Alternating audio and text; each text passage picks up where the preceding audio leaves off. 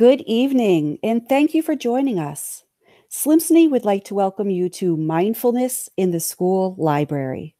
Slimsney is a regional affiliate of Nyla Sizzle, serving school media specialists from Dutchess, Orange, Putnam, Rockland, Sullivan, Ulster, and Westchester counties. Before we get started, I wanted to give you a few tips. There should be a live chat available to the right of your screen. We encourage you to post your questions and thoughts throughout the presentation. There will be a brief Q&A between our presenter and panelists. For our audience members who are practitioners, teachers, or administrators in New York State, this webinar is approved for CTLE hours by the New York State Department of Education. If you did not ask for a CTLE ticket when you registered, please be sure to do that before the evening is over.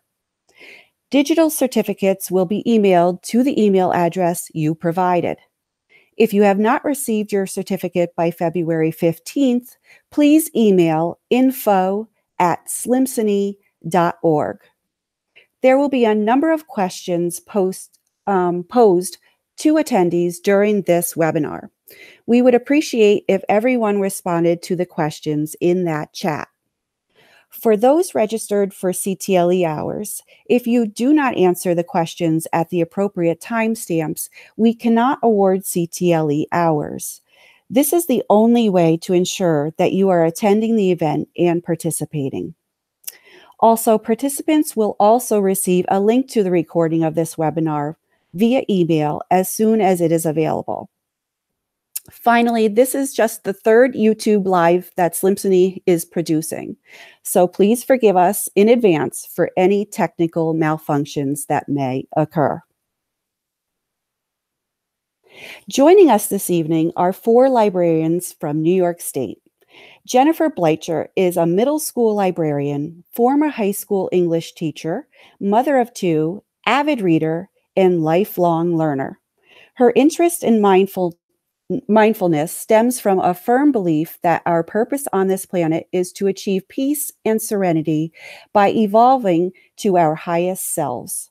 She does not claim to be a mindfulness master, nor does she believe anyone ever is. She simply believes that by living life while consciously employing mindfulness techniques, one can shed the weight of things past, release the burden of anxiety caused by fear of what's to come, and attain such peace and serenity.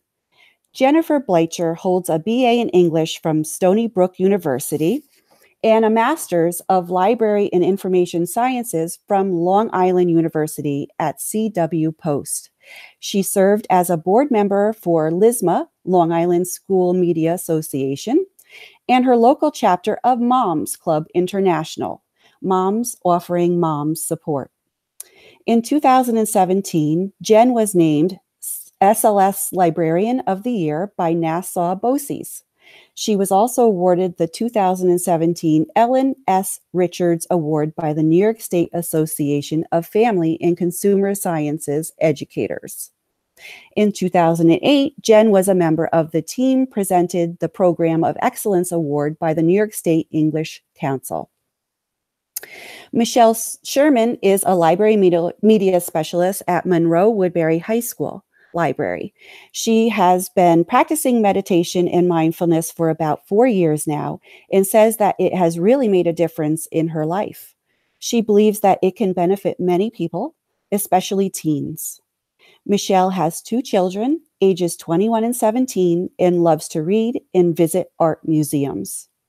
Joy Alter has over 30 years experience as a freelance writer, public, school, and academic teacher librarian.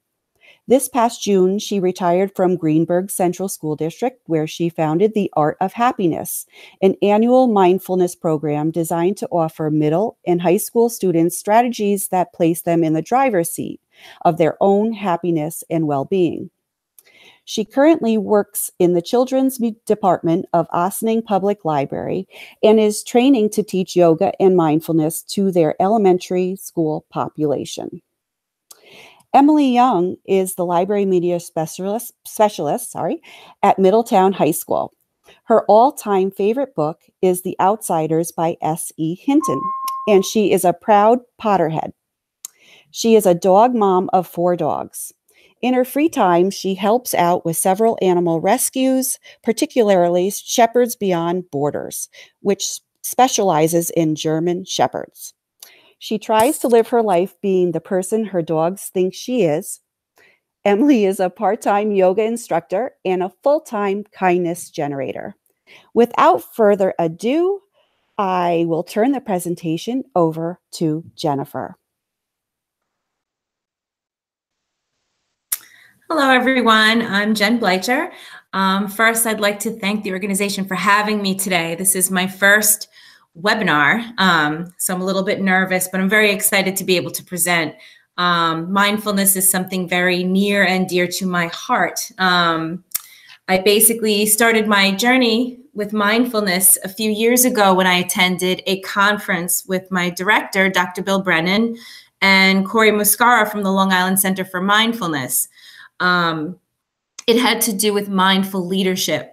And right off the bat, I was hooked. So being the librarian that I am, I researched and I practiced and I studied, and it absolutely changed my life on a personal level.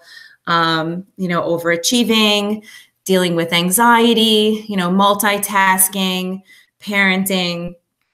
Life was becoming overwhelming. And, I saw the same thing happening with colleagues and with students. So, then I kind of made it my mission to bring mindfulness to our library. Before we switch the slide, basically the thing to note is just that I've noticed, our profession has been shifting and changing constantly, from traditional library, behind a circulation desk to, being, technology masters, incorporating maker spaces and innovation. Our district sees the library as the hub of the school. And in addition to, housing and cataloging information and, fostering innovation, it's basically the place that nourishes the whole child. And with the addition of mindfulness in our library program, we invite introspection. So it's definitely, pushing our role to the next level. Okay, next slide. Okay, so whenever I introduce mindfulness to students and teachers, I like to give them this graphic. Basically, what we do is a see, think, wonder. So I'll ask the students right off the bat, what do they see without any interpretation? And, 2 people, walking, the man, his dog. There's thought bubbles, it's a sunny day. The word mindful spelt 2 different ways. What do they think about it? And they see that, even though they're having the same physical experience, mentally they're experiencing it much differently. I ask them who they would rather be. They agree that they want to be the dog. And, I ask them what they wonder and, how could mindfulness make them more like the dog, enjoying the walk. And so it's just a nice, way of really breaking it down. And me being a former English teacher, I love the play on words. So this is probably my favorite graphic for introducing the topic to anyone, kids and adults alike. Here, we're not going to go into the actual video, but when I present it to faculty, I always tell them that, this is what Google does. We are a Google school. We are one to world. Our students each have their own Chromebook, and we utilize Google Classroom and apps for education, as part of our platform. So, understanding that Google uses mindfulness is a great way to get a little bit of buy-in. This book actually is Search Inside Yourself, is amazing. And even though it is written for adults, it's clever and it's funny and it's straightforward. And I would highly recommend it for students too. So if you have a high school library or even a middle school library, Search Inside Yourself is a great introduction to mindfulness. This man who wrote this book, he had a very technical position at Google, and they changed his role to some interesting title, something like the happiness guru or something. And he began the courses for people at Google in mindfulness. And so they usually always begin their meetings with, a little guided meditation.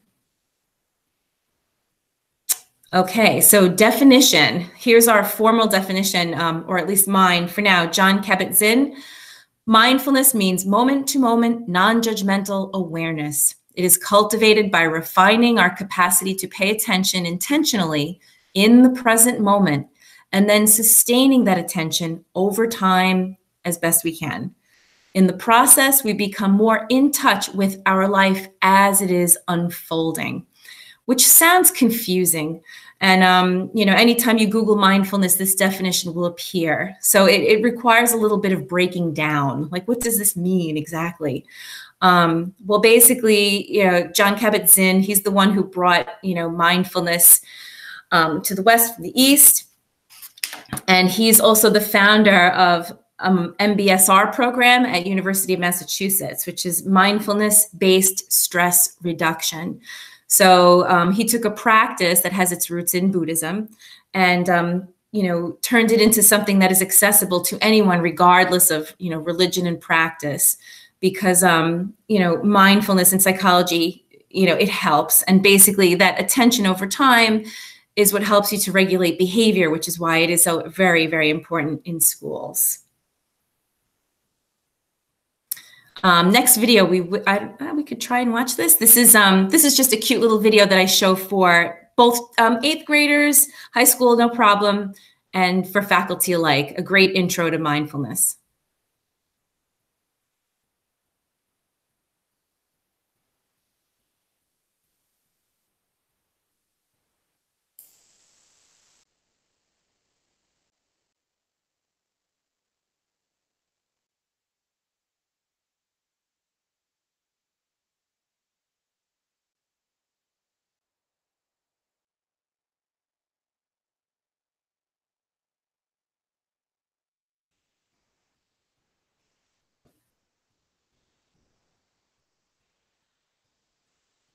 I'm not sure if you have the sound. If not, basically he's angry. Someone cut him off and he's reacting based on what just happened. But with mindfulness, his calm buddy tells him that, he'll notice if he's stressing out, that his chest is buzzing, his ears are turning red, he feels self-righteous, he's burning up, he's angry. And his kids get a kick out of it. With mindfulness, even though he's justified in his anger, once he recognizes his anger, he's able to control his reaction. By mindfulness into some lifeless, non-judgmental blob. The proposition is that you should learn how to respond wisely to things that happen to you, rather than just reacting blindly. And that, my friends, is a superpower. How do you get it? The way to get it is through meditation. I believe that meditation and mindfulness are the next big public health revolution. In the 1940s, if you told somebody you were going running, they would have said, who's chasing you? But then what happened next? The scientists swooped in, they showed that physical exercise is really good for you, and now all of us do it, and if we don't, we feel guilty about it. And that's where I think we're headed with mindfulness and meditation. It's going to join the pantheon of no-brainers like brushing your teeth, eating well, and taking the meds your doctor prescribed for you. Let me just close by saying, mindfulness is not going to solve all of your problems.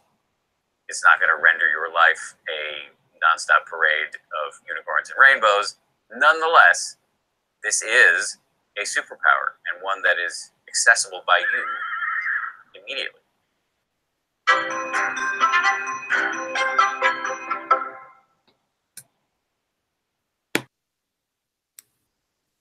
Love it. Okay, so it's just a video that I used to introduce the topic.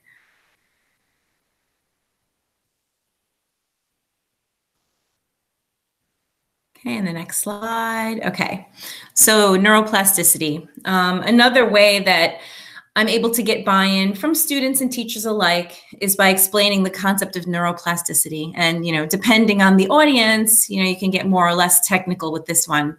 But basically, neuroplasticity has to do with our ability to change our own brains. Basically, in the past, it was believed that as you aged, your brain would deteriorate and there was not a whole heck of a lot you could do about that. But now, it turns out that you can, in fact, teach an old dog new tricks, and your brain is plastic like any other muscle in your body. So there's thickening, shrinking, connections are improved or degraded, and what you repeat is what will grow. So people do, in fact, become more adept at worrying. If they worry, their brain, the parts of the brain that is responsible for worrying, will actually get stronger. So practices like mindfulness can create a favorable change. I also explain that this isn't something that happens overnight. And with the kids in particular, we talk about going to the gym. And if they want their muscles to be developed, they can work out every day, and eventually they'll see the result. But going to the gym once is not going to do it. So practicing mindfulness, takes time, but ultimately you'll be able to change your reaction.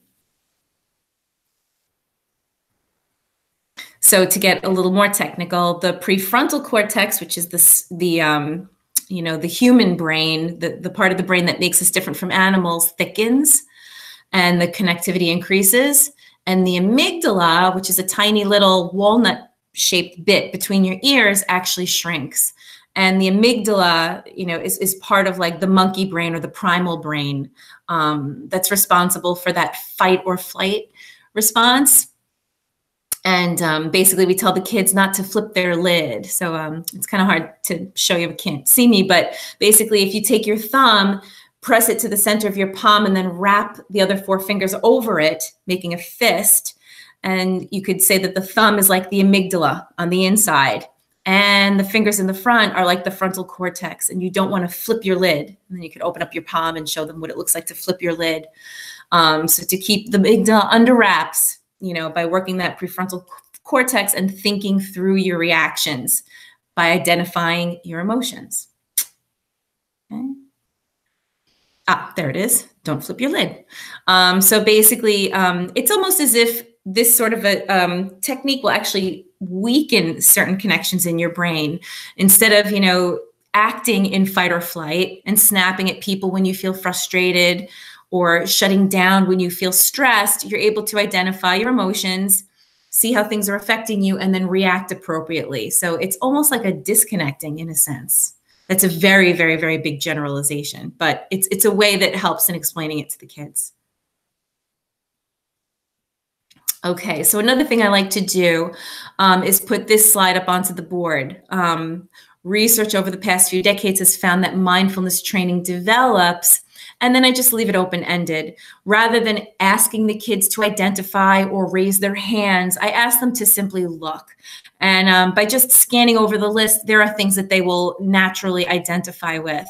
And with teachers, they could see behaviors in their class, that they struggle with, that makes it difficult to teach, or that they identify with their students struggling with. I might throw in my own things, maybe increased quality of sleep is something that, for me personally, was something that I needed to work on. Increased sense of calmness and relaxation and self-acceptance, like right now, giving this webinar. Increased emotional regulation, and so on. So, again, without pointing fingers or asking people to raise hands, just give them a few minutes to scan. This is another amazing video. The person responsible for this one, Mindfulness Youth Voices, is Dr. Zung Vo. I think I'm pronouncing that right. His website is mindfulnessforteens.com.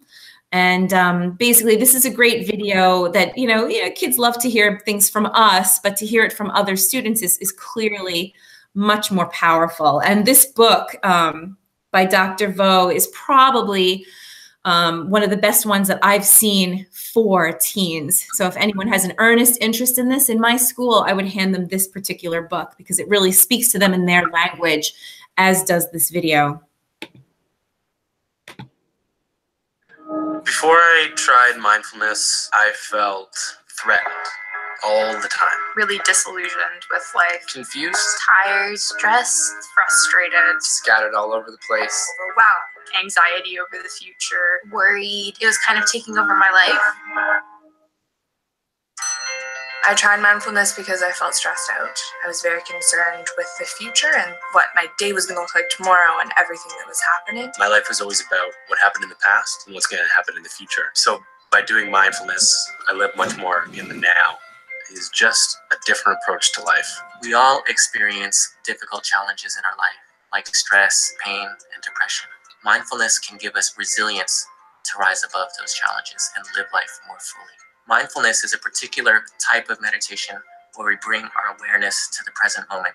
We can let go of the past, let go of the future, live life more fully, more joyfully.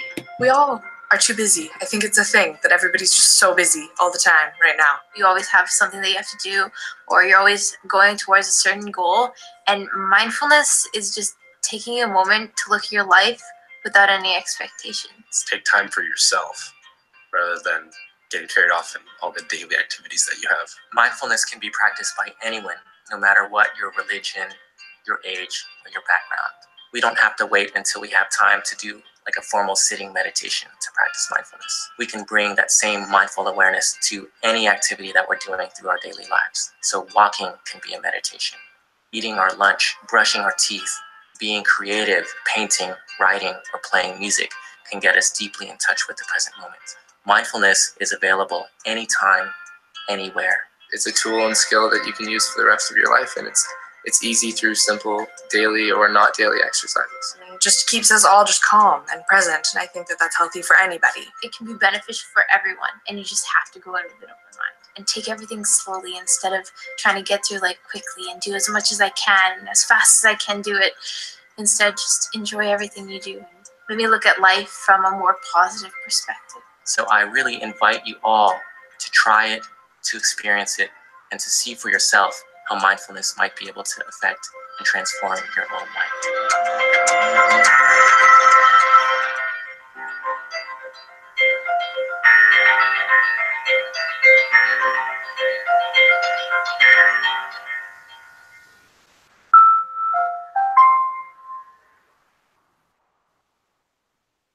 So what's really cool about that last slide, I'll go on to this one in a second, but if you saw the girl sitting on the bench, you know, what's really neat is that, you know, we have to model for the students how to be mindful. It's one thing to talk about it, but we have a beautiful courtyard in our school, and actually our gardening club is going to be planting new native plants out there with benches and so on. So I do make a point to actually go and sit, you know, and practice mindfulness in a place where kids can see. And, you know, I've seen guidance counselors go out there and similarly, you know, just kind of sit quietly for a few moments so that the kids can see, you know, people practicing mindfulness. So it's not such a foreign concept or strange, so that they, you know, themselves will feel comfortable practicing, you know, within our school.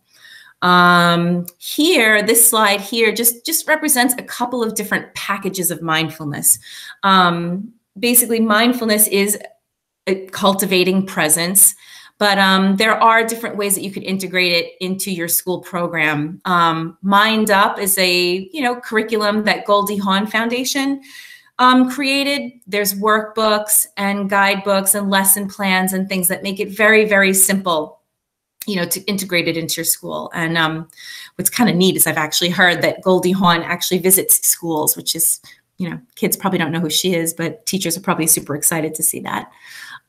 Mission B is actually a training program that I completed. It was an 18-hour course, so I'm certified in K through 6. They also have a very neat packaged curriculum with age level activities and breathing exercises, you know, for different kids at different age levels, which is very nice. And then I also threw the Mindful Warrior Project in there too, just to show that, you know, it spans clearly beyond education.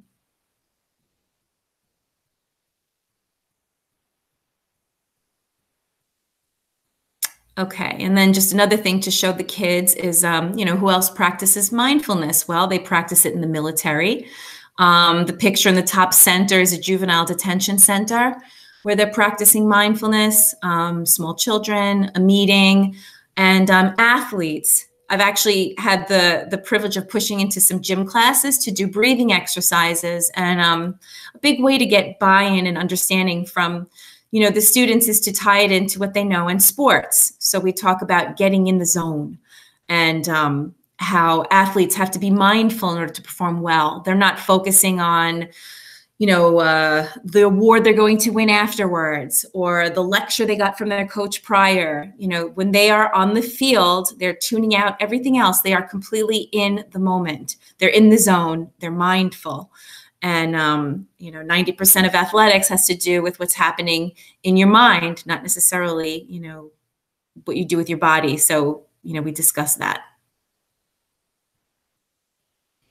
And then just more of the same, different athletes, high school students, the police force practicing mindfulness. It really is something that is, like everywhere, just like the first video showed, it's like the next latest thing, like working out, which may seem still a little bit foreign to some people, but is now gaining momentum and branching out into every field.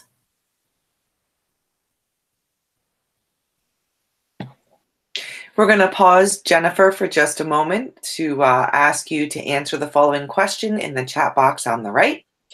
What mindfulness activities have you used in your learning space? We're going to give you about a minute to answer this question.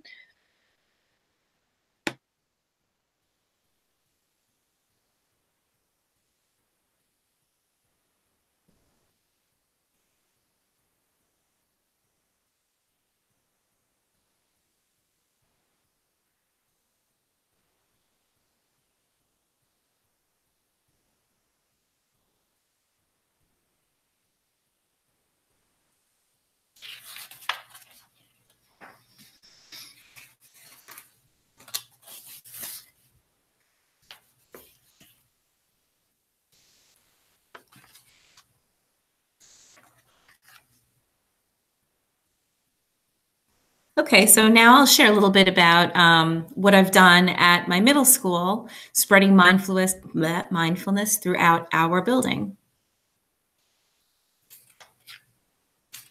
The first thing I did was I put up some signage, and this was just a cute poster that I found online from Mindful magazine. And it's funny, my colleague says, oh, this is a nice bite-sized definition of mindfulness. She's like, you really give them a taste of what mindfulness is about here. So stop, notice, accept with curiosity and kindness. So we do, in fact, have it in the cafeterias, but in a couple of key places, throughout the halls as well. The other thing that I've done is I've taken control of the mic in my main office on Mondays with our Monday morning mindful message. And, each Monday morning, I'll read a quote, something that I've picked up from a book or online. And just, for the students and teachers to ponder throughout the day. And occasionally what I will do is I'll then send out a QR code that teachers can display either on their smart boards. I'll post a few in the library. So, students are invited to scan the QR code and then leave their response on a Padlet. Some of our teachers have actually done it as a class, and others just put it up, for a few minutes in the beginning of the period. It's not something I have the time to do every single week, but, key times during the year, it's been kind of a fun activity. Again, we are one to world. So our students have QR code readers on their Chromebooks, and they're allowed to use personal devices, with permission. And this is just what the Padlet looks like populated. Some teachers and students, gave their little reflections. You could post a little picture and so on. So this was our Monday morning message from last year that I screen captured. The other thing, which is really, really powerful, is a simple thing that actually had a big impact. On Mondays before the announcements, we've been playing music on a portable speaker in the lobby, and greeting the students as they come in, which we normally do. We have greeters and administrators that greet the kids when they come in, but this is just more of a formal meeting at the beginning of the week, with soft, peaceful music as they enter, and it's just a way for the kids to feel safe and welcomed, and a way for them to feel present in school and leave some of the stress from home behind, and understand that this is where they're entering and this is where they should try to place their attention. a funny thing happened one morning. I was in the front greeting students, the music was playing. Everyone was smiling coming in, and there was a couple that came in, and they were very angry. They had some sort of an issue. They needed to speak immediately to the guidance counselor, and this one and that one, something to do with their child. They had to wait a few moments, and while they were standing, the music is playing. I'm greeting the students. I could see their faces slowly relaxed, their stance relaxed. And then suddenly they said, oh, it sounds kind of like a spa. And then the husband says, yeah, it sounds kind of like a restaurant. So, the effect of soothing music, upon entering a space, really, really does set the tone. So I've been encouraging, teachers in my building to have soft music playing when their students enter, particularly on testing days. It just creates a more welcoming atmosphere and allows them to really, enter in a better way. And I saw with these parents, wherever they were headed, they were in a much better mood after just hearing the music in lobby. Our faculty room, I put up QR codes. This is a dated picture. Now we have much larger posters hanging there. And in addition to like a guided meditation, I've also put links to acoustic guitar. There's a link to Celtic music, and there's one for singing bowls. So, the teachers can kind of like plug in and use their headphones to just listen to soothing music when they're in the break room. A way that I've shared with teachers is I've given them this QR code. I've sent it to them. It's a 3.5 minute pre-exam meditation so that the teachers themselves can begin doing guided meditations in their class. A lot of people that I've spoke to in different districts, receive some pushback from their teachers. Oh, we have so much to do. We have this curriculum. It's very stressful. How are we going to do mindfulness too? We have no time. But this is literally a 3-minute exercise that can have a really profound effect on the student's performance. So this was just one way that, again, as the hub of the school, we can push out, our program into the classrooms. And then that leads me to pushing into the actual classrooms. I'm very lucky. I have a flexible schedule in my middle school. So, teachers can sign up to do various research projects in the library or makerspace projects or escape the room type of activities that we have going on in the library, or they can simply book us to do guided meditations with the students.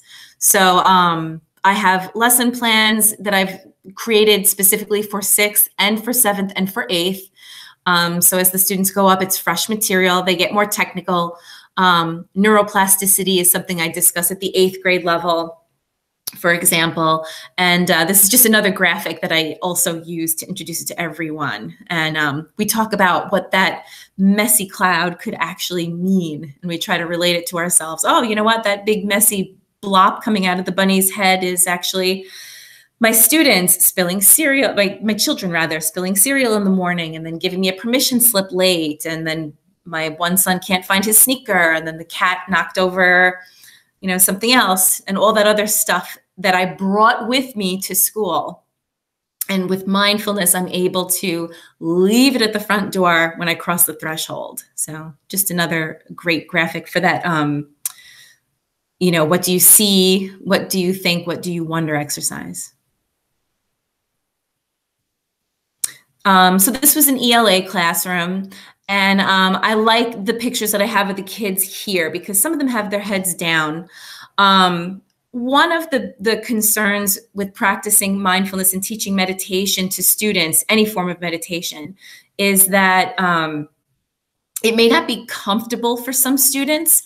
There is a legitimate fear of having eyes closed for some people that could make people intensely uncomfortable. And we need to be sensitive to that, especially with kids.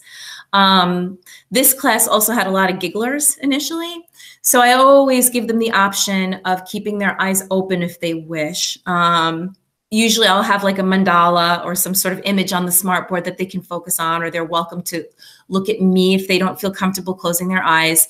I encourage them to keep their feet flat on the floor and sit upright so they can breathe. But if they do feel nervous or giggly or uncomfortable, I invite them to simply put their heads down and just respect everybody else who wants to do the meditation. this was a really nice guided meditation where the kids literally unpacked their concerns. So I took them, onto a beach. They were carrying a heavy backpack, and then they took off the backpack, opened it. Inside were their concerns. They placed them into a boat at the beach. They pushed the boat out into the water and, leave their troubles there where they can pull them back when they need, and so on. And it was really nice. And it was actually snowing that day. So it was doubly nice because it was a little beach meditation, which they liked. And then, I also gave the teacher some writing prompts and things for the kids to do also. And that team actually does a lot of mindfulness now in their classroom without me, which is great. Take 5 is another one that a science teacher actually showed me. Like, I had not known this one, when I was first studying mindfulness. She was doing this on her own in her class, where basically you just trace each of your 5 fingers, breathe in, thumb, breathe out, breathe up the index finger, breathe down, and you just do this. And the tracing, helps the students to focus and be present within their bodies, and the breathing gets them centered, and it calms the nervous system, slows their heart rate. So it's a nice little exercise to do if you don't even have 3 minutes. This could be done in about 60 seconds before a test. So it's another one that's been pretty popular. And then the Qigong breathing I did with the gym class, which was very interesting. I was very happy that I had their attention. That was a little daunting. It was a huge group, but they played along and it was good. And it was part of an introduction to a yoga unit that the gym teacher was doing with them, which was pretty neat. Body scan is another very common way that you could meditate with the students. We have a social studies teacher who does this with her high school kids on Mondays, where they sit and instead of just simply focusing on different parts of the body, moving from the feet to the crown, they actually tense their toes and then release their toes, and then tense their leg muscles and then release their leg muscles. And bringing this attention to the body is a way of, bringing them into the present moment. So it's a very, very effective. For me personally, in my own personal practice, body scan is what I do at night before I fall asleep, and it helps significantly. This video we don't have to watch. It's just another mindful minute. It's basically nothing more than a bell. And I have these bells in my library.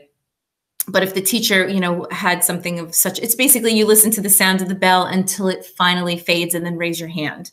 Just again, a way of getting the children to be present and out of their worries of past and future. And then mindfulness in my library. We're lucky at Howitt. We have a very, very beautiful space, and we have a rounded wall where we have the stacks leading down to these windows where you see this boy sitting. Since that picture was taken, we've added a lot to these spaces. Like on the windowsill, we have baskets now that contain headphones that they can plug into their Chromebooks so that they could scan those QR codes that are on the wall, listen to music on their headphones. There's also picture books. Like, we are a middle school, but we do have a pretty nice picture book collection. And the mindfulness books for little ones are so beautiful, and the message is so accessible in them. So we stack the picture books there. So sometimes the kids will come, they'll sit, they'll flip. We got a PTA grant to buy cushions to put into all of the sills. I think we have 1, 2, 3, 4, 5, 6 window sills. So they all have cushions where the kids could nestle and sit. And it's understood that if you see someone sitting alone by the windowsill, they are to be left alone. We have 2 designated meditation stations, but the kids are welcome to, clearly sit and practice mindfulness in any one of those. We also have, colored pencils and color sheets on the windowsills too, where the kids can kind of color. So they do squirrel away in there during lunch.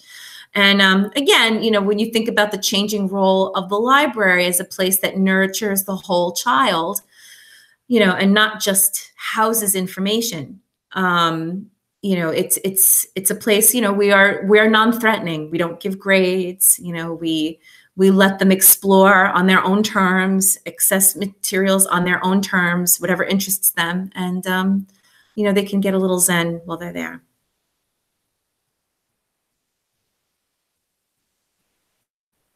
And Mindcraft Club. As much as I'd love to take credit for the name, a student actually gave me that. Ms. Bleicher, why don't you call it Mindcraft?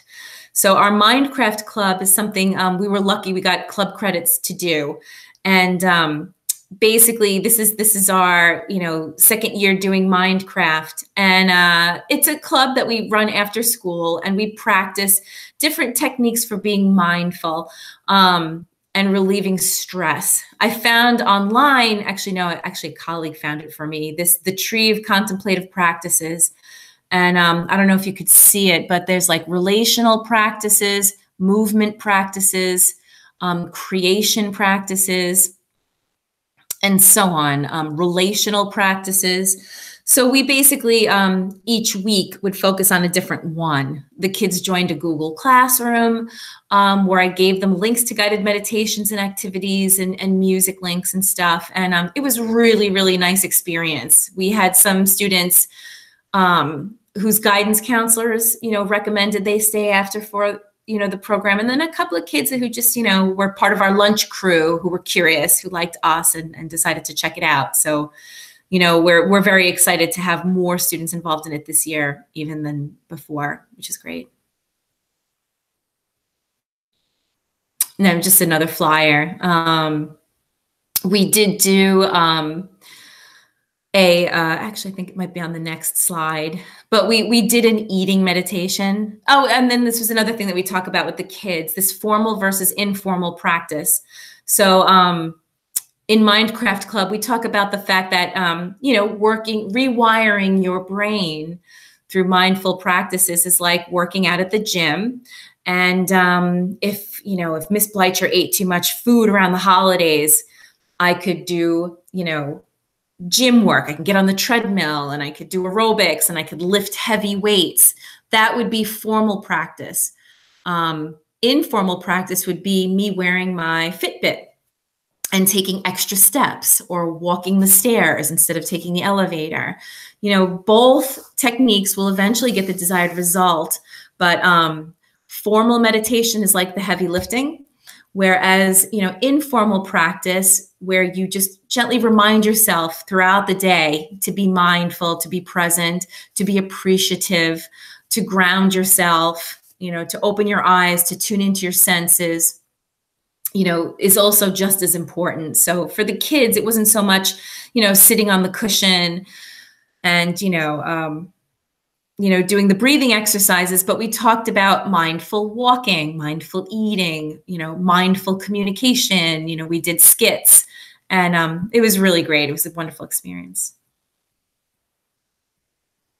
And this was, we won't get into this, but this was a link to the Google Classroom that I had for the students with all the different resources and things that we had done. We did mandalas, and being the librarian that I am, rather than just give them the color sheets, we did like a little history of mandalas, and we showed them videos about how they used to make the mandalas out of sand, and we explained, why would you make it out of sand? It's so impermanent. But it takes a lot of focus and attention, you know, to create a beautiful, intricate mandala out of sand. And it was a way of being present, because all of your attention is on that art. It's like being in the zone. It's like mindfulness in sports. So it was very nice. We had coloring sheets, and then we had the kids create mandalas for each other that they could color. So this was a nice thing that we did.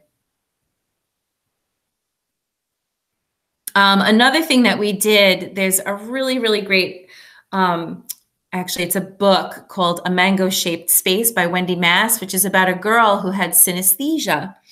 And synesthesia is actually a disorder where your senses are crossed. So people with synesthesia will actually be able to see sounds. So we decided to explore this one day in our Mindcraft Club. And what we did was we listened to music by a DJ who has synesthesia. He's a synesthete. And we tried to close our eyes and imagine what he might have seen. He incorporates a lot of slide whistles and different bells and things like that. And so then what we did was we listened to it and we tried to draw our own, interpretations of what, he might have heard. And then we talked about how listening to music is a way of, coming into yourself and being present, and presence through the senses, which is basically, what Minecraft was, presence through the senses and being aware instead of just living in your head. So this was great. And they covered it in our little local paper. And then clearly, as librarians, we have to absolutely talk about collection development. It's funny. When I first started to do, mindfulness, practice it on my own before even like introducing it into my library in school, I looked up, Follett, mindfulness, and there were literally like 5 titles. Now there are hundreds. There are so many, and they're all so different and so great. The one in the center, Mindfulness for Teens with ADHD, is part of a series. These workbooks are available in e-format, which is pretty awesome because we could share them with, social workers and guidance counselors and so on, and school psychologists, and they can then be distributed to the teens. Just a personal thing, the book on the right, Looking at Mindfulness, I had initially purchased as a way to kind of pull in our art department. It is the most beautiful book and probably my personal favorite book about mindfulness. It really incorporates classic paintings and artwork, and ties in mindfulness teachings with each one. It's just great. It's a good gifter. So if it's the holidays, if you need to give a good gift to someone, I love Looking at Mindfulness. It's just a beautiful book. And then, of course, these are some of the picture books that we've ordered that we keep on our windowsill for the kids to flip through. I think Breathe and Be actually contains poetry, and some of those poems I actually used as my Monday morning mindful messages. So also very cute. Just a couple more titles.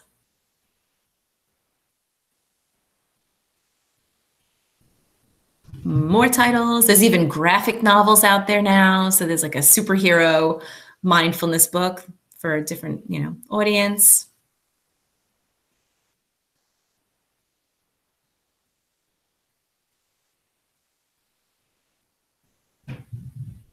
And that concludes my presentation. If you could take a moment to post any questions you might have for Jennifer in the chat box. It was reported to me by at least one person who is watching that they can't access the chat box. For those of you who are seeking CTLE hours and are not able to access the chat box during the live webinar, you can email your responses to info@slimseni.org. I'm going to leave this up for another minute to see what questions we have and prepare Jennifer for the Q&A session.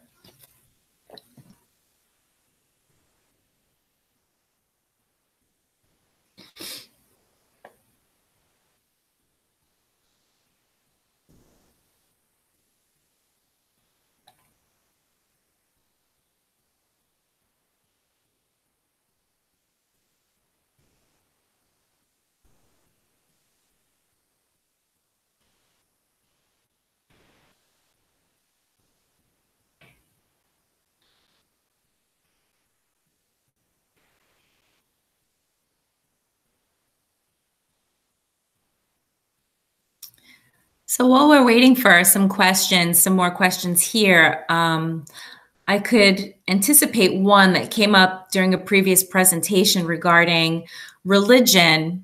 Even my principal had concern, oh, are you teaching Buddhism to the students? Is this a religion? Is this something that's going to, counter, students' faith, something we should be aware of, and so on. And basically, the way John Kabat-Zinn, presented his MBSR program,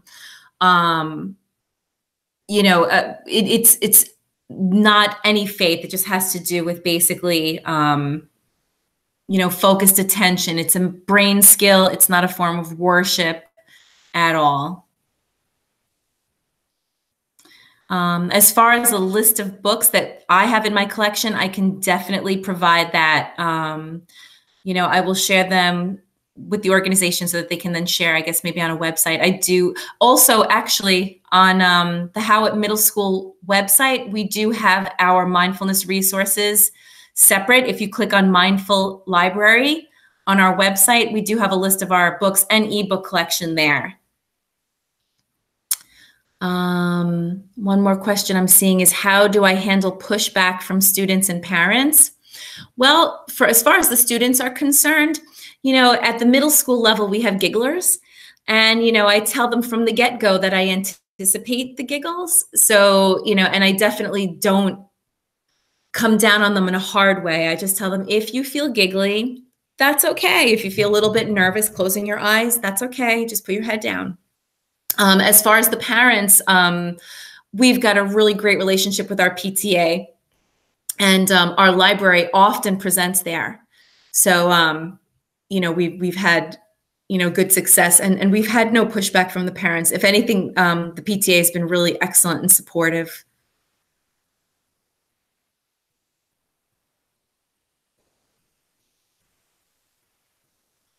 Let me see. I have one. Okay. Other than the PTA, where would we find grants?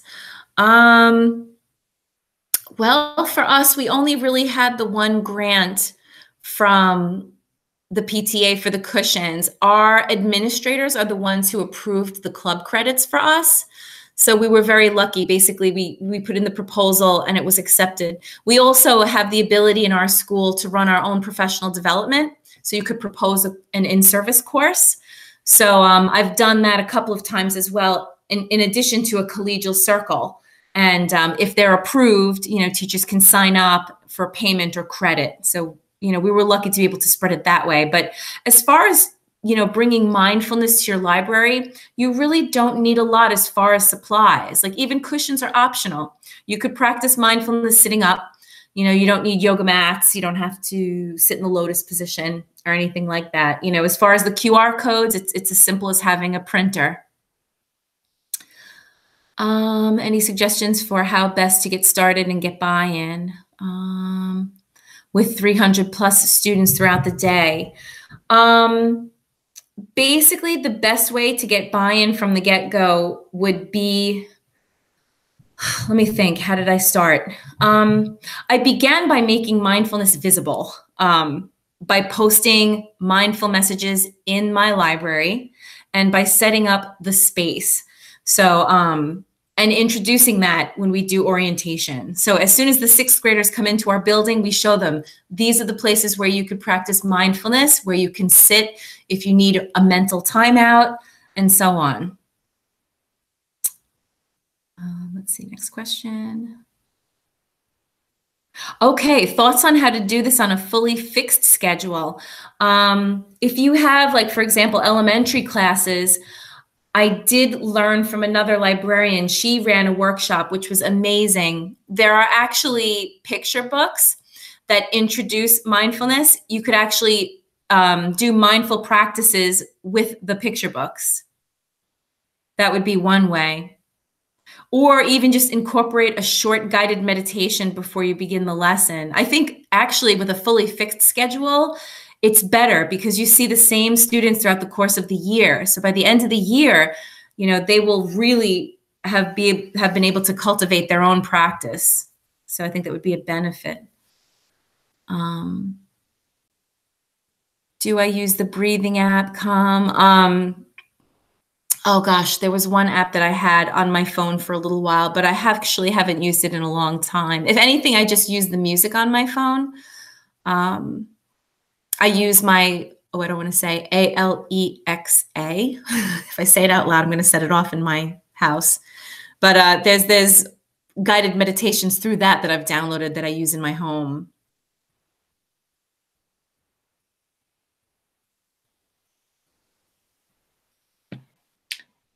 Okay, it looks like that is all of the questions that people have posted. Okay. Were you able to hear me with the responses? Yes. Okay. Hold on. My computer. Let's see. Okay. I can't get my computer to go to the next slide. Let's try this. There we go. Okay. At this time, we're going to turn the presentation over to our first panelist, who is Michelle Sherman from Monroe Woodbury High School. Hello, can everybody hear me? Yes. Yes, great, perfect. Welcome. I was introduced as, my name is Michelle Sherman. I am in the high school, and this is how I bring mindfulness to the teenagers and to the teachers in my school. This is what I want to talk about first is how I first started bringing mindfulness to Monroe Woodbury High School. And I'm very grateful to have been able to collaborate with our health teacher, Mrs. Wright, Jessica Wright. And what happened was I really just began talking about mindfulness and my meditation practice, because I would meet in a group once a week and meditate and talk about how it reduces my stress and my anxiety. And the health teacher has a stress unit, and we began talking. And during her stress unit in her 10th grade classes, I was invited to do a couple of lessons and introduce the benefits of mindfulness and meditation. And I've been doing this for the past couple years with Mrs. Wright, and it's been really great. I have a very similar lesson plan that that Jennifer does. I also utilize these two videos as an introduction to the 10th graders. I find the cartoon is narrated by Dan Harris, and Dan Harris has written a couple of books. He's was an ABC News reporter. 10% Happier and Meditation for Fidgety Skeptics. I feel that meditation for fidgety skeptics perfectly describes teenagers. When I introduce the topic of meditation, you know, they all look at me like I'm crazy. And I say, I know what you're thinking. You're thinking like, I'm a hippie and we're going to burn incense and we're going to meditate. And I explain a lot of what meditation is, a lot of the same resources that Jennifer has talked about how science backs it and who meditates, especially when you say LeBron James, they're like, oh, okay. So it's a good hook to, especially that the cartoon video, really, they enjoy that. So how I really introduce it, our next step is I just show them that meditation really is focusing on the breath. And this is what I do in my lesson. I do use a lot of the meditation apps. I feel that it's an easy way for students to give it a try. They don't really have to think about it. A lot of these apps are free. They can download one and choose a 1 minute, 2 minute meditation. So we would start with the Stop, Breathe, and Think app. We would have them take their pulse before the breathing exercise, and then afterwards take their pulse again. And, you know, how did you feel? What did you think? And, you know, they would report that their pulse slowed, and they would see like an immediate an immediate reaction to what just focusing on the breath can do. And that's really the key to meditation, that for beginners, if you really focus on the breath. So that's what I start with. And then from there, these are more of the apps that we use in class. Insight Timer is fabulous. It's free. You can have any kind of guided meditations. You can have just music. You can meditate with other people in the world. You can see how many people you're meditating with. Stop, Breathe, and Think is a very simple app. Smiling Mind is a lot of fun. It's designed for adolescents, and there's the person speaking has a British or Australian accent, which the kids, they get a kick out of that too. So that is very, very fun and very easy introduction to get started with meditation. So from there, what I do with the classes then is I really follow some exercises from this particular workbook, Mindfulness for Teen Anxiety. And it's a fabulous resource. So what we will do is we will start with a breathing in, and let's see. Yes, here we go. Yep, we can go on to the next slide. So these are some of the exercises that we practice in the class, just to get them accustomed to what it's like to meditate and to breathe. So, and I put it to them in like real life situations. So instead of them thinking like, oh, I just need to sit here and breathe, we put it to practical reasons. So, for example, say you walk into class late, something is happening, they're talking about something, you don't know what's going on, you need to ask the teacher a question, or you need to approach the teacher for something else, and you notice you get all nervous. What can you do to help your anxiety? So we would practice a breathing exercise where we would have a little mantra where we say, I'm breathing in calm, and I'm breathing out agitation. And we would do that a few times. I breathe in relaxation, breathing out. I breathe out stress. And we would practice that. Also, staying calm in the classroom. A lot of students, before they're taking a test, might feel a little anxious about that coming in. So we practice another form of breathing where we put our hand on our stomach and another hand on our chest, and we breathe through our stomach and feel the air, feel the inhale and the exhale, and then compare it with our chest. And so that way you have a more relaxed breathing sensation, so they can feel the difference. And then they can practice that if they do become a little anxious before a test. Just practice the breathing. We do another activity called for class presentations. So if you're nervous in front of a class presentation, this mindful activity is being mindful on your feet.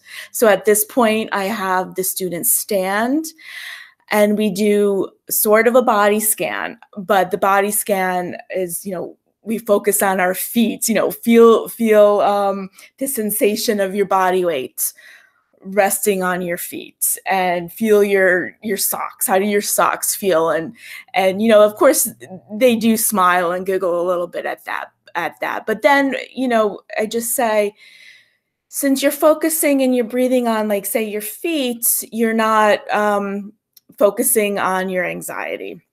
And so I say that could be a way to practice mindfulness in school.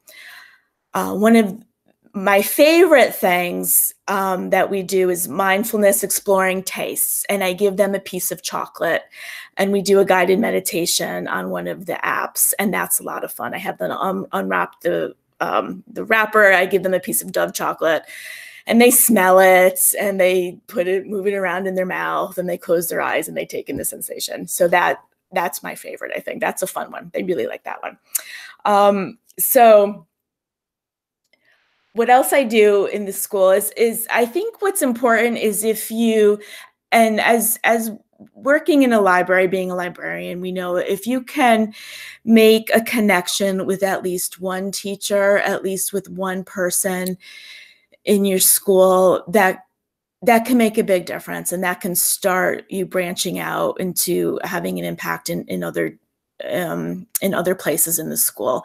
So we had a wellness fair, and so that health teacher asked me if I would participate and have a booth, and I advocated for the library with all the meditation activities and mindfulness activities that we do in the library. And I had coloring sheets and things like that. So it was a place to be seen.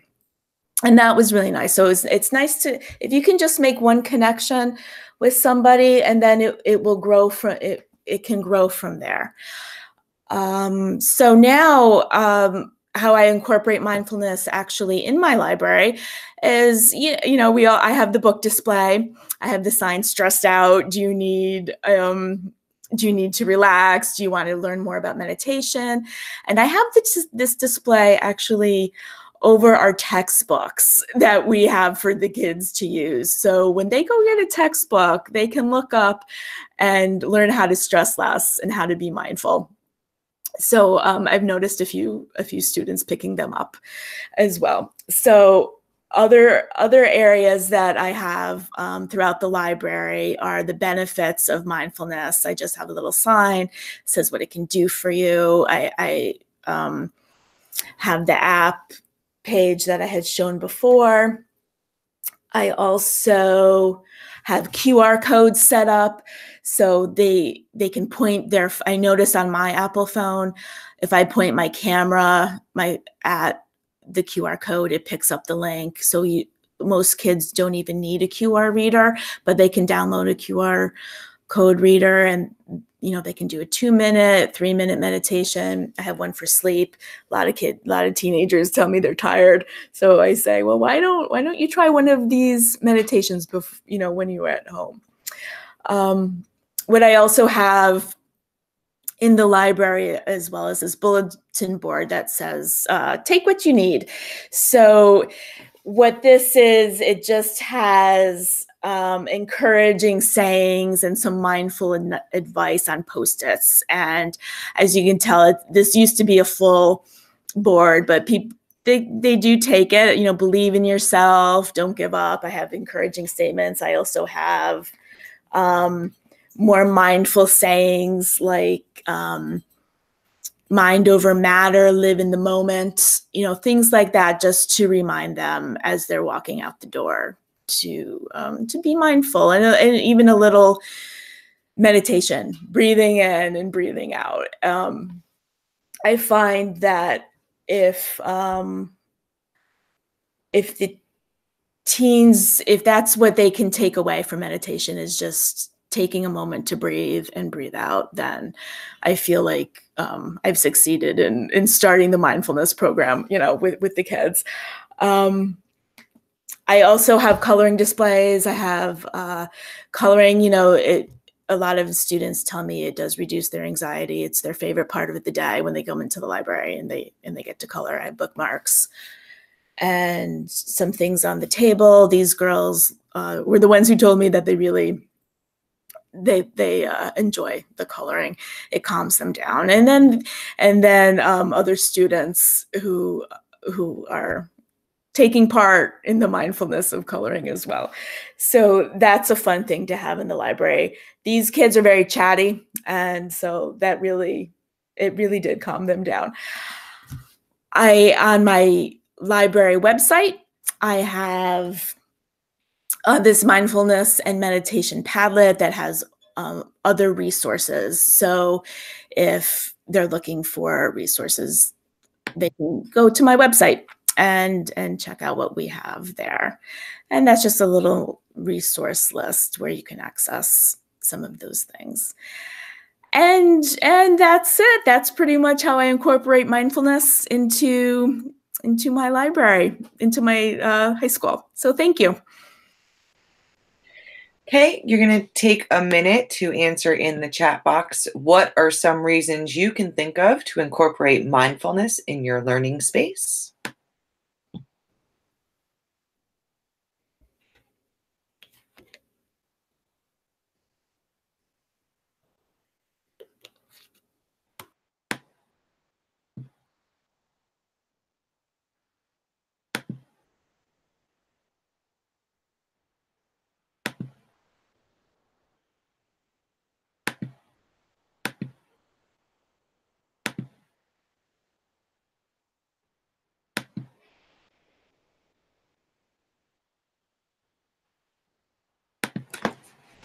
Okay, at this time, I would like to introduce you to our second panelist, Joy Alter. Oh, hold on. Joy's microphone's not working properly. Let's see if we can get her up.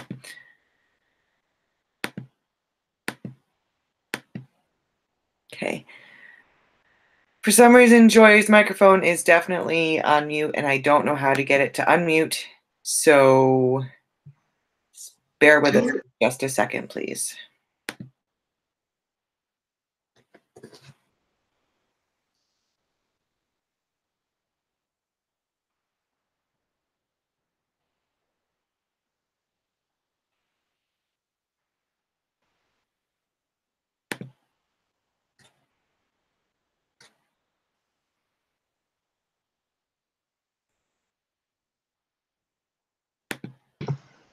Okay. Can you hear me now? Yes. Okay, perfect. All right. Hello, everybody. I'm Joy Alter, and I wanted to talk a little bit about this program that I started in Greenberg for the middle school, Woodlands Middle School. It was called The Art of Happiness, and the program is now in its 4th year. And I began it in 2016 when I was feeling a level of frustration over the degree to which students at Greenberg seemed unable to control their sense of frustration, their anger. There seemed to be a sense of helplessness that the students were feeling. And I started to question whether it was possible to help middle schoolers recognize that the power to improve their lives doesn't always depend upon economic factors or family situations that were beyond their control, beyond their power to control. I wanted to find ways to expose kids to strategies that could help them feel like they were in control of building lives of happiness and well-being for themselves, despite the many obstacles that they perceived. And so the result of my curiosity was the annual Art of Happiness Day, which is now in its 4th year. Now, the Art of Happiness offers a kind of a smorgasbord, not only on yoga and mindfulness workshops, but also other things, art therapy, workshops on healthy relationships, workshops on healthy diet, nature, to name just a few. And offering a single day program of diverse well-being strategies has decided advantages. First, it exposes students to a wide variety of life-improving possibilities without force-feeding them on any single one. And in addition, it won't alienate students and staff who perhaps don't accept the scientific validity of mindfulness, yoga, and meditation, although I certainly do. But most importantly, the library media specialist is in a great position to create this type of event, because he or she can tailor the program to meet the unique values, assets, and priorities of the school population being served. So I sort of basically have a how-to guideline here, which is boiled down into 7 steps. Who can say no to happiness? Set your intention. Talent scouting. Plot your course catalog. Google form follows function. Registration station, and D-Day, distribution, delivery, and done. Because I think that offering this type of program is a great way for library media specialists to enrich their roles in our school buildings. We ultimately offer students some problem-solving strategies, even if the problem is how to build a better life. I put together this how-to. So anyway, as far as who can say no to happiness, well, your administrators can. particularly if the request for time and resources competes with academics or sounds frivolous. So when pitching a happiness program, just come armed with statistics that underscore the connection between student success and their emotional well-being. And assure administrative stakeholders that the program will require a minimum of financial support and a maximum of flexibility. If your pitch is compelling enough, perhaps your administrators might provide some money for extras as keynote speakers and supplies. Okay, so next is to set your intention whenever you do finally get your administrator's approval. Timelines and action lists are a great way not only to start the brainstorming process in terms of how many workshops you'll be able to incorporate, but it'll also help you to build a program in a chronologically sensible sequence, from how to assemble a collection of workshops to when to send out thank you notes to presenters, committee members, and administrators after the event is done. I actually would begin planning in October for a late April delivery.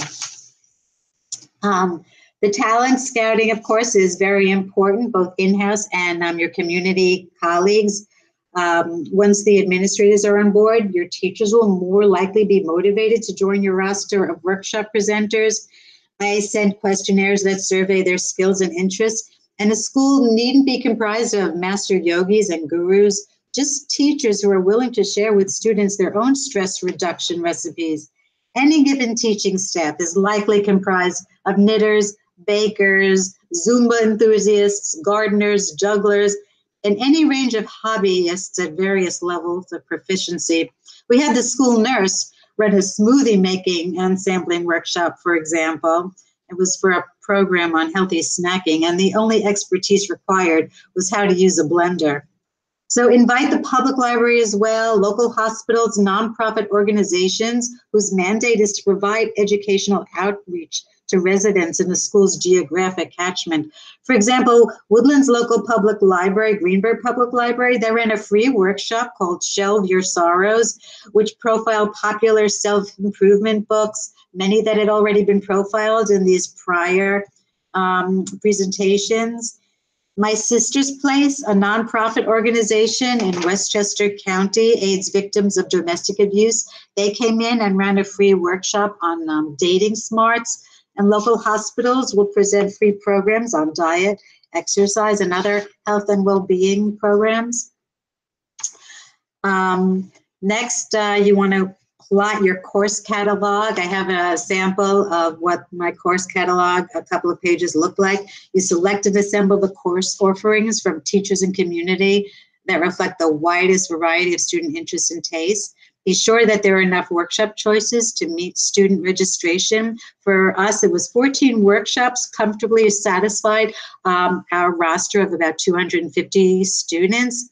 And typically what would happen is they can attend one keynote speaker, school-wide assembly, followed by 2 back-to-back workshops of their own choosing. And then they make those choices in a Google form, and you can see an example of the Art of Happiness registration form. It's also best not to assign more than 20 students per workshop, just to stay on the safe side of classroom management. And once the course catalog is completed, your registration forms are created. Woodlands, using Google Form, found that it was very flexible. It's designed efficiently and can produce spreadsheets with all the data you need to assemble a conference, including your student schedules, which we print on Avery labels, your master lists, your attendance sheets, and more. And maybe you can get help from an IT or technology instructor if you need some help with that. Next, it's registration station. It's nice to bring the kids into the library. It's always great whenever you have an opportunity to do that, especially if you have computers. Then the classes can sit down and you can talk them through how to register for the program. And it's important that the librarian, if you're running the program, be on site for this, because it will help the students clear up any difficulties with it, registration, but also you can promote the program, explain its purpose, and help to spread excitement. And then 9, of course, is the last part of this is D-Day. distribution, delivery, and students should receive their conference schedules, which can be handed out by their homeroom or classroom teachers the day of the event, just prior to kickoff. You don't want to give them their schedules the day before, they may lose them.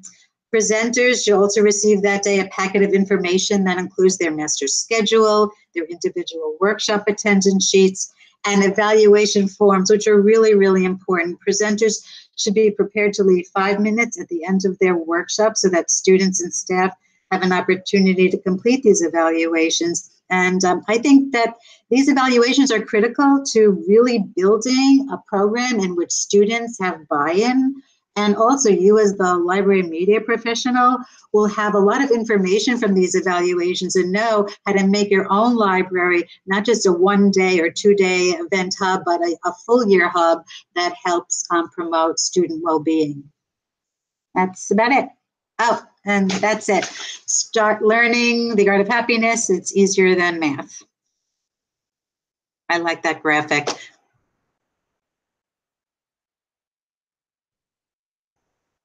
Is that? Thank you, Joy. If participants could take just a minute, we will not take quite as long for this one. We're already going to run over by a few minutes, but the last question is, based on what you've seen so far, what activities or resources do you know of that could help incorporate mindfulness in your learning space?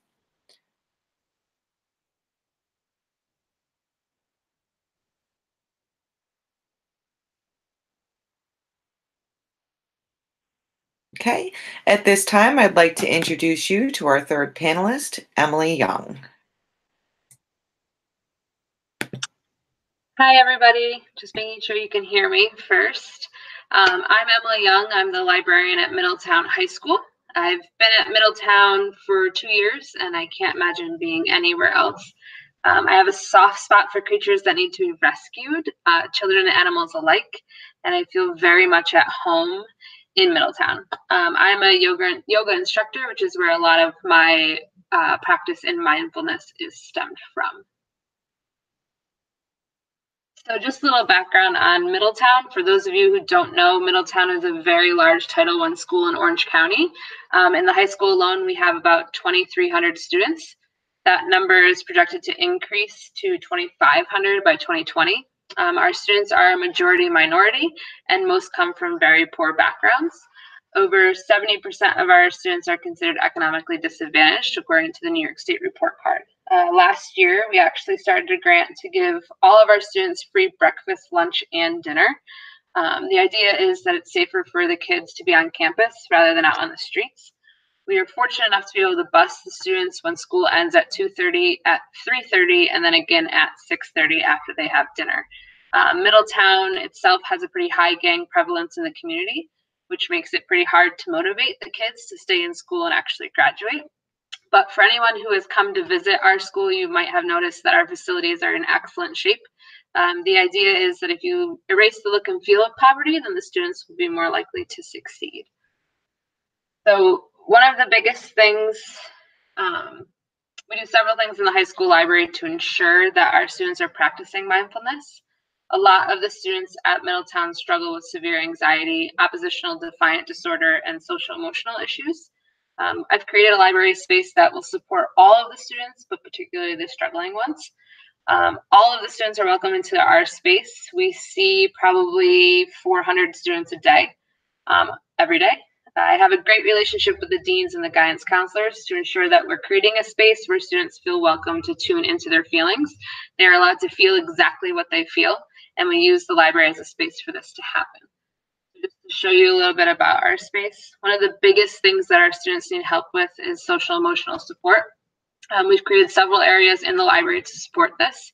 We have comfortable furniture, soft lighting, which was turned on, the overhead lights were turned on for the pictures, and resources that support mindfulness are available in certain corners of the library. The couches that you see in the picture on the left are next to my desk, which allows for the library patrons to have a resource super close by to talk to. These spaces are used not only for our students, but also our staff. The library is a place for everyone to come and vent, relax, and enjoy. Every day I have teachers, administrators, and other support staff sitting on these couches with students or with myself just checking in. I feel that it's really important for students to see adults utilizing the space the same way that they do. Just like Jennifer said, like she has her courtyard where they see her practicing mindfulness. We encourage our staff to come in and just chill there for a minute so the kids can see that sometimes you need a minute to decompress as well. And we've tried to provide an environment that they can do that. The smart board behind the chairs in the photo to the right is usually turned on with soft music and relaxing images. Like Jen mentioned earlier, it creates a space where everybody can take a few minutes to check in with themselves. It also is just a great atmosphere. We use this space for the students to do a body scan, like Jen and Michelle both talked about. Students close their eyes, they take 2 minutes to check in, they think about tension, stress, or pain. Once they focus on that, we calmly ask them to breathe in calm and breathe out pain, soreness, or tension. This technique is often used in yoga to center the body and calm the mind. Our Middletown kids tend to get a bad rep in our community. So one of the things that we did, and to help solve some of our anxiety issues, is we created a community outreach project for our makerspace. As I mentioned earlier, I work very closely with several animal rescues in the area. One of the women who runs Helpers for Shelters here in Middletown asked if I thought the students would make tie blankets for rescue cats. I honestly had no idea how they would react. So I brought in some fleece. I started having some students make the blankets, and everything blew up. We flew through the first round of donated fabric and have made 75 blankets in a week. We then had another 15 cords of fabric donated.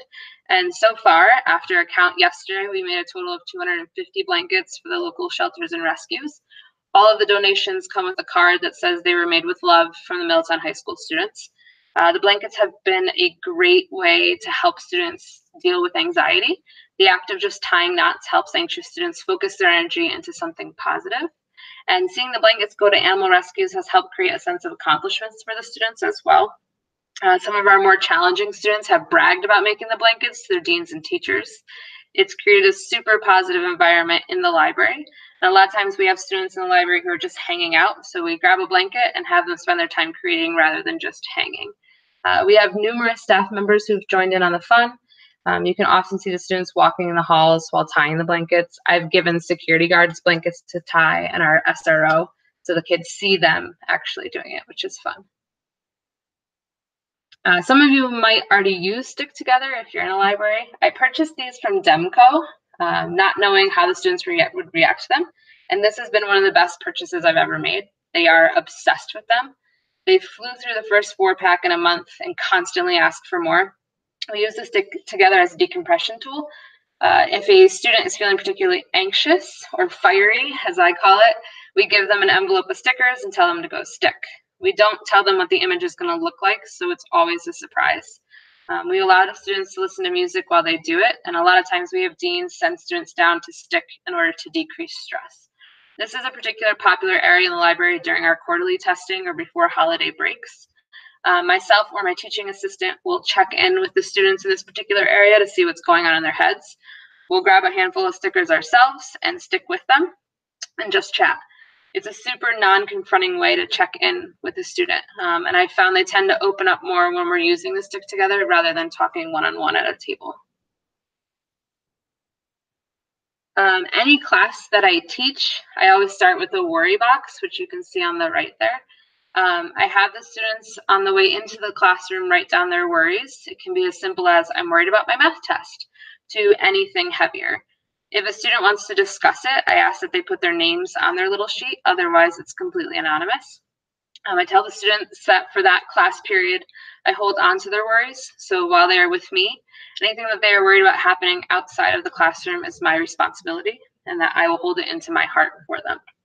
However, once they leave the room, they have to take their worries back. After the class period, I look through the worries, and any student who wants to discuss, who has written their name down, I track them down throughout the day just to check in with them to make sure we know what's going on. The other big thing I do is I start every class with a setting of an intention. After I've collected worries, we have the students sit down, close their eyes, and do a cycle of breaths in through your nose, out through your mouth, and set an intention for themselves for the day. It can be anything. I will participate. I won't look at my phone. I will be respectful. I will ask a question. I don't ask them to share their intentions, just silently set a goal for themselves. And then we do one more cycle of breathing and begin the class period. I think this is a way to really set the tone for the period. At first, the students and some of the teachers looked at me like I had 5 heads and I was crazy when the yogi in me started to show.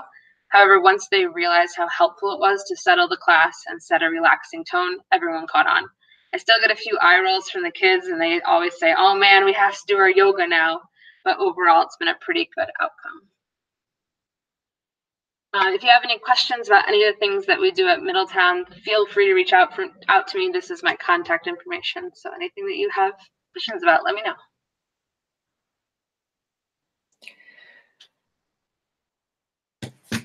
Okay, at this time, we would like to say thank you for attending this webinar. If you have any additional questions, please feel free to contact our presenters. Right now, we have the contact information for Emily and Jennifer up. Something happened between editing the presentation and getting it out to you, so we will make sure to send you contact information for all of the presenters tonight, for those of you who are attending. If you've asked for CTLE certificate, you should receive it by February 15th. Once again, if you have not gotten that certificate by February 15th, please email info@slimsunny.org. Certificates will not be provided to those who watch this webinar as a recording or who did not interact in the chat area. So once again, if you were having difficulty with the chat, either from watching on an iPad or from a login problem, please send your responses to the questions to info@slimsunny.org. The webinar is now over.